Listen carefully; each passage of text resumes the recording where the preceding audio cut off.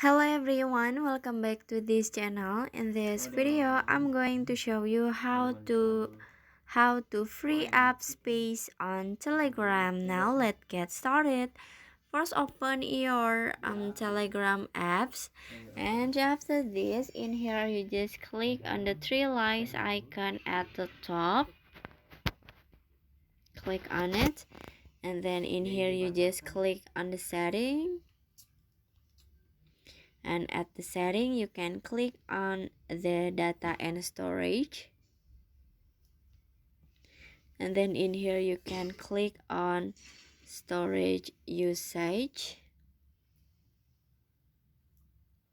In here you can clear your Telegram chat, or you can clear a local database. I wanna try to clear Telegram chat, so you just click on it and then click on the clear chat.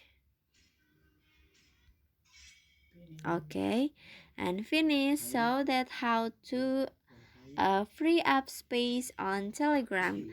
I hope you found this video to be helpful. If you enjoy the content, please consider like, comment, and subscribe down below. Bye bye.